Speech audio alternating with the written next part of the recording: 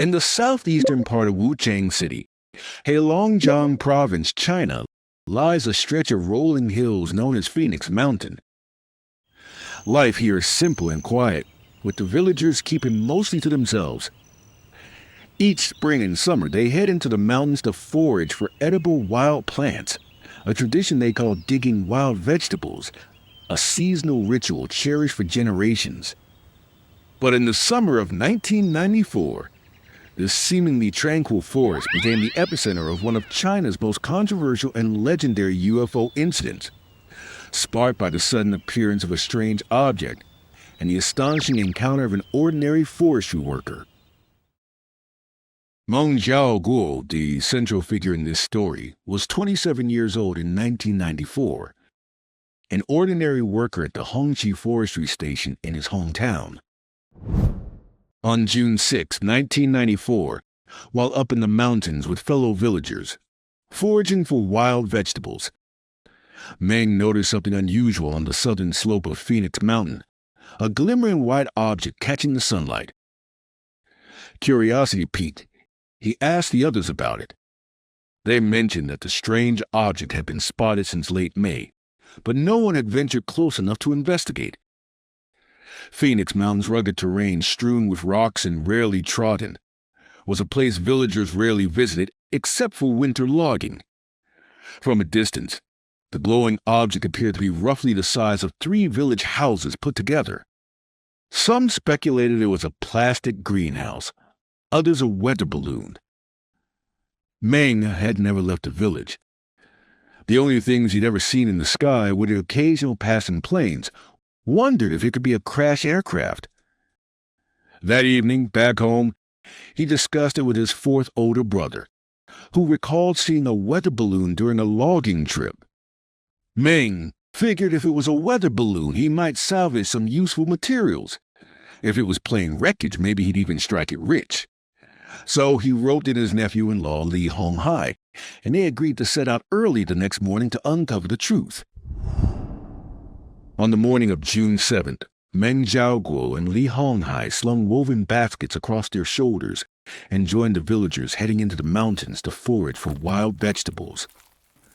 The pair made a beeline for the southern slope of Phoenix Mountain, picking plants as they climbed toward the source of the mysterious light. After scrambling over a rocky ridge, they froze at the sight before them, an image they'd never forget.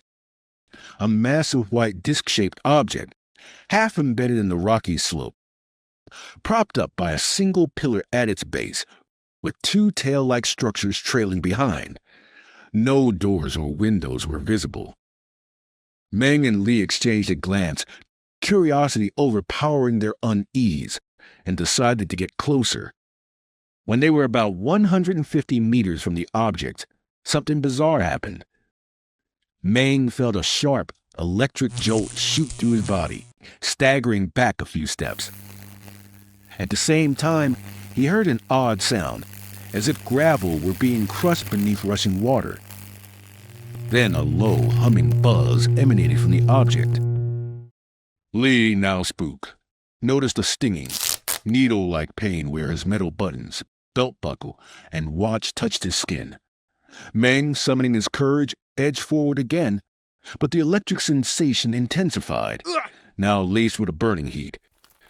Unwilling to give up, they circled to the other side, aiming to approach from the front.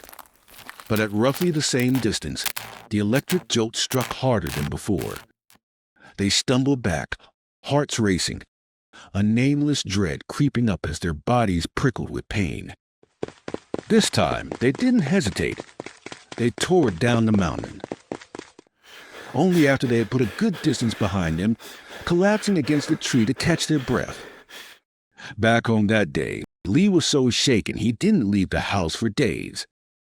Meng, usually bold, was shaken and visibly unsettled. Their families, noticing their strange behavior, pressed for answers and learned of the eerie encounter.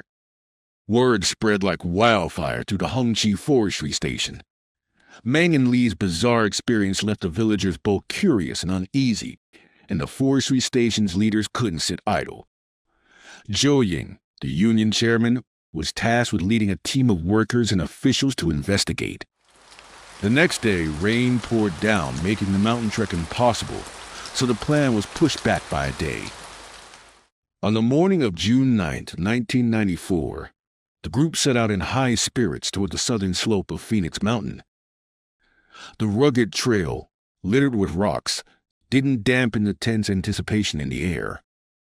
As they neared the spot, the team fanned out, scanning the slope with binoculars for any trace of the glowing white object.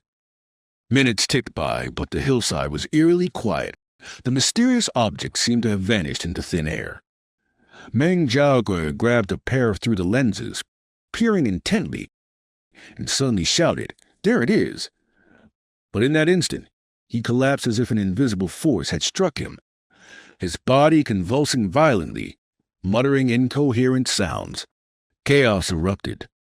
The walkie-talkies, usually reliable for mountain patrols, inexplicably failed, picking up nothing but static. The group quickly split into two. One team rushed Meng down the mountain, while the other stayed behind to keep searching. Meng was carried to a makeshift shelter, but things took an even stranger turn. His convulsions worsened, and, unbelievably, he flipped upside down, his face pressed to the ground, biting into dirt and grass while letting out guttural growls. The onlookers were dumbfounded, and it took 4 or 5 people to hold him down. The villagers managed to get Meng to the Heilongjiang Forestry Station's clinic.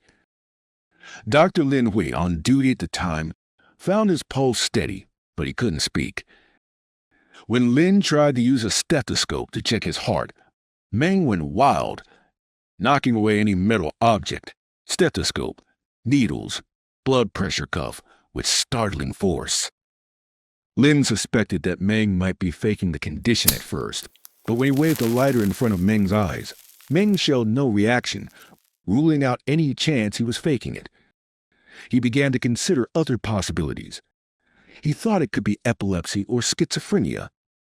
However, after consulting with colleagues and learning that there was no family history of similar conditions, Lin ruled out those options.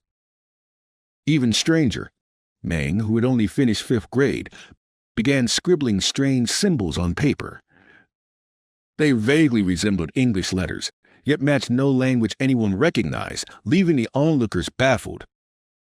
Meanwhile, the search team that had remained on the mountain reached the sighting spot. They found no trace of the strange object Meng Zhaoguo had described, only disturbed piles of rocks and scorched trees. Yet even these signs were far from ordinary. Some of the displaced rocks were massive, and a few bore clean-cut marks, as if sliced cleanly by some enormous blade.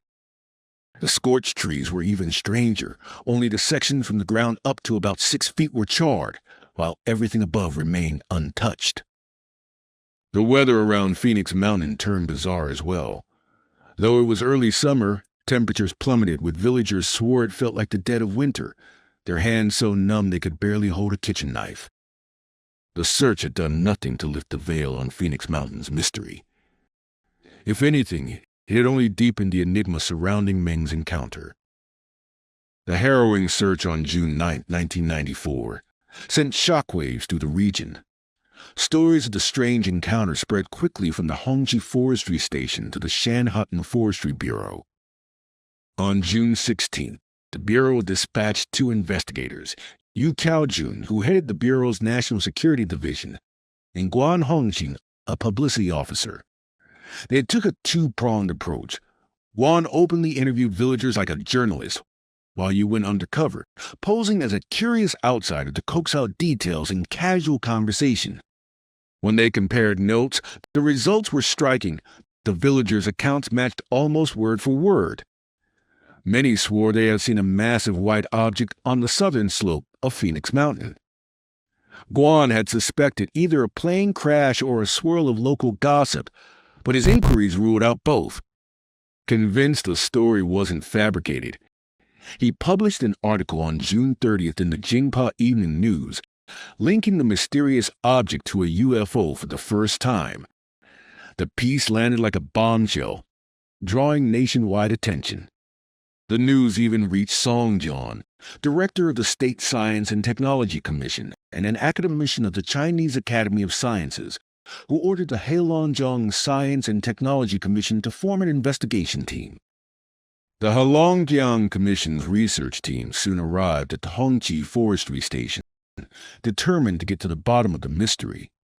Guan Hongxing, who had earlier reported on the case, returned this time as part of the official provincial team, alongside Zhang Xi, an editor at Northern Literature and a member of the China UFO Research Association, to conduct on-site fieldwork at the southern slope of Phoenix Mountain. At the site, investigators uncovered a series of strange anomalies. In one patch, wild grass had grown unusually tall, nearly 5 feet high, far taller than surrounding areas. On some trees, trunks below 6 feet had withered, yet fresh buds sprouted above.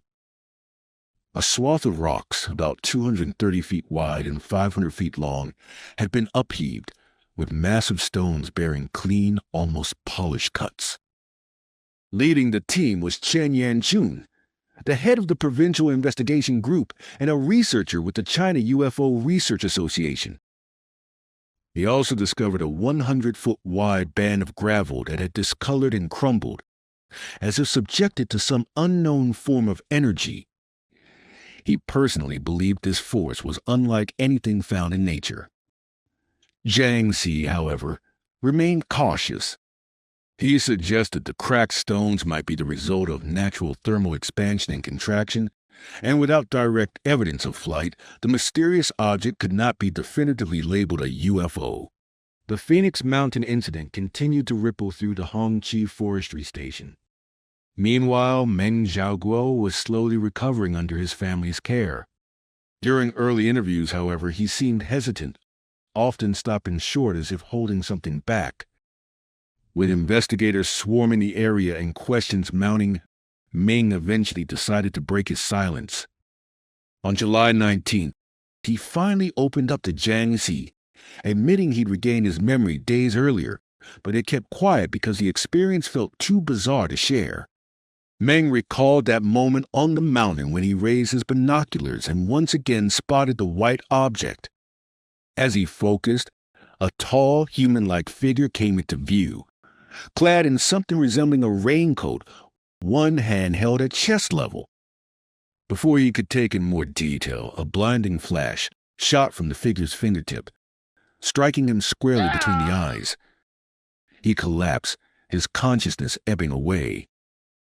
On the way down the mountain, he briefly regained awareness, only to see a towering humanoid, perhaps 10 feet tall, standing among the crowd. It did not speak, simply watched him. When Meng tried to cry out, no sound came, and to his horror, none of the villagers seemed to notice the being at all. The figure stepped closer and, with uncanny precision, pressed several small, corn kernel-sized objects into his forehead, abdomen, and inner thigh, each contact searing his flesh. Even more disturbingly, it made a brief, forceful attempt at close physical contact, lasting only a few seconds, but leaving him in pain with a deep burning sensation. His frantic struggling and twisting, he explained, were what bystanders later described as possession. To back his claim, Meng pointed to scars on his body, which he said were left by the encounter, the only tangible evidence of his ordeal. Things took an even stranger turn on the night of July 16th. As Meng and his family slept, a blinding light flooded the room, jolting him awake. Meng opened his eyes to see a towering humanoid by his bed. At 5 feet 8 inches, Meng barely reached the being's midsection. It had a large, round head with no nose or mouth, square eye frames housing rotating eyeballs, and 6 fingers on each hand. Its seamless black attire clung like flowing liquid without a single wrinkle. In flat, emotionless Chinese, the being said, "Don't be afraid, I'm sterilizing you first." The voice had no clear source. It scanned Meng's body with a cigarette pack-sized device, removed the object previously implanted in his thigh, and then again initiated close physical contact. Moments later, Meng felt himself being pulled upward, passing through the wall as effortlessly as walking through a store's air curtain.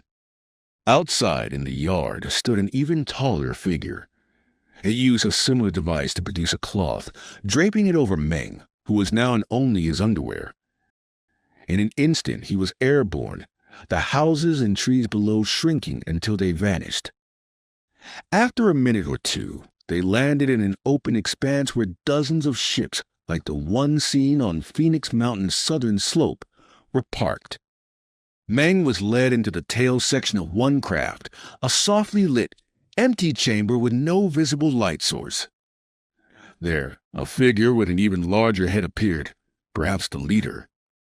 A rectangular screen materialized on the wall, displaying a spinning planet encircled by glowing rock formations. "This is what you Earthlings call Jupiter," the leader said. "Those are comets. They will collide soon." On July 16, 1994, at 8:15 p.m. Greenwich Mean Time, which was 4:15 a.m. in Beijing the following day, Comet Shoemaker Levy 9 actually struck Jupiter. The aliens claimed they came from a place called Mahamu with three purposes: to evade a looming comet collision disaster, to observe Earth's technology, and to warn humanity against nuclear war, a catastrophe that could wipe out the planet. Feeling powerless, Meng told them, "These are big issues. I'm just a farmer. I can't do anything about them." He asked to see the female alien he had previously encountered, but they refused, saying only that 60 years later, a child of an Earth farmer would be born on their planet. Then the aliens' communication shifted into a rapid, garbled stream of sounds, like a tape recorder on fast forward, and Meng's consciousness slipped away. When he came to, he was hovering above his own yard, before touching down, shivering in the cold. In rural villages, every door is locked at night. Meng had to pound on his own until his wife, bewildered, opened it. "The door was locked," she said. "How did you get out?" On the morning of July 17th, Meng awoke with an intense, all-over itch. His skin was peeling and his arm bones felt strangely pliable, as if they could bend. He scratched at the spot between his eyebrows and pried out a blob of gelatinous material, its translucent strands stretching to nearly a foot. His wife, disgusted, threw it away. Professor Chen Gongfu from the Aerospace Department of Harbin Institute of Technology and UFO researcher Zhang Jinping soon led a team to focus on Meng himself. Chen, who had worked at the National Defense Science and Technology Research Institute and the Air Force's 5th Research Institute, was steeped in UFO research. They used hypnosis to probe his subconscious memories. 火球里出来两个人，刚才你说是吗？是。那两个人，长什么样呢？长得比我高。比你高？高出多少？高出多少来呢？大概有多高？高度挺大一块。是吧？你到他哪儿啊？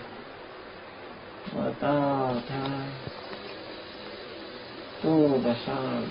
The hypnosis session at Meng's home, though captured on video and filled with detailed recollections, failed to gain wider acceptance. In September 2003, Zhang organized a polygraph test while Meng was under hypnosis.